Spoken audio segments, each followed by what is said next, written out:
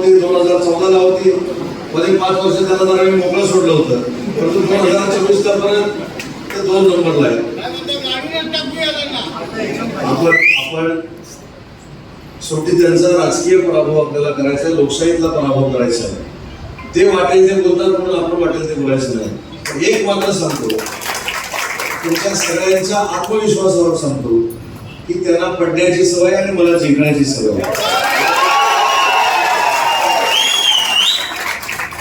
आणि आपण वाईट का बोलायचं नाही, तर आपल्यावर चांगले संस्कार आहेत, आपल्यावर चांगली संस्कृती जोपासण्याची वेळ आलेली आहे.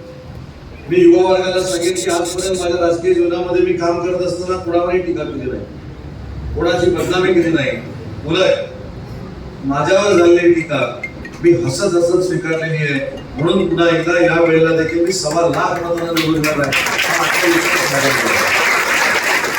आणि युवा वर्गाला काय लागतं? युवा वर्गाला आपण शिकल्यानंतर रोजगार लागतो, नोकऱ्या लागतात. आज या युवा पिढीला मला मनापासून अभिमानानं सांगायचं आहे की 2004 ला पहिल्यांदा जेव्हा मी या राज्यामध्ये विधानसभेचा आमदार झालो, त्या दिवसापासून 2022 पर्यंत सातत्यानं जे जे उद्योगमंत्री झाले त्यांच्याकडे मी प्रामाणिकपणानं जात होतो, त्यांना विनंती करत होतो की माझ्या तालुक्यामध्ये, माझ्या रत्नागिरीमध्ये एक तरी आपण उद्योजक पाठवावा, एक तरी उद्योग आपण निर्माण करावा. कुणी माझं ऐकलं नाही. परंतु नियतीच्या मनात होतं की तुमच्या सगळ्यांच्या सहकार्यानं उदय सामंत उद्योगमंत्री व्हावा.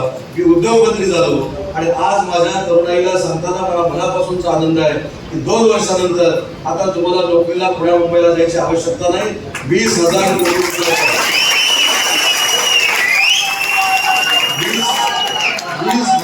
रुपयाचा 20,000 कोटी रुपयाचा तरुणांना आणि तरुणींना नोकऱ्या देणारा देशातला पहिला सेमीकंडक्टरचा प्रोजेक्ट जर कुठे होत असेल तर तो या रत्नागिरीच्या चंपक मैदानामध्ये होतोय.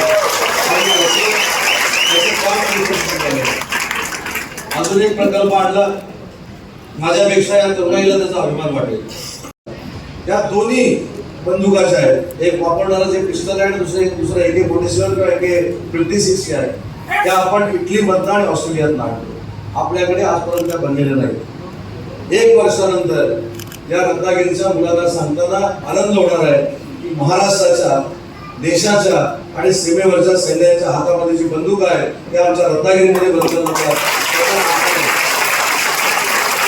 आपण रत्नागिरीमध्ये आणलाय. 10,000 कोटीचा हा कारखाना आहे, त्याच्यात देखील 7,500 लोकांना रोजगार मिळणार आहे. परंतु काही लोक गैरसमज पसरवत असतात, काही लोक चुकीच्या गोष्टी सांगत असतात. मला परवापर्यंत सांगितलं की आपल्या समोरचे जे उमेदवार आहेत त्यांनी कोणाला तरी सांगितलं की उदय सामंत बॉम्ब गोळ्याचा कारखाना रत्नागिरीमध्ये आणतो.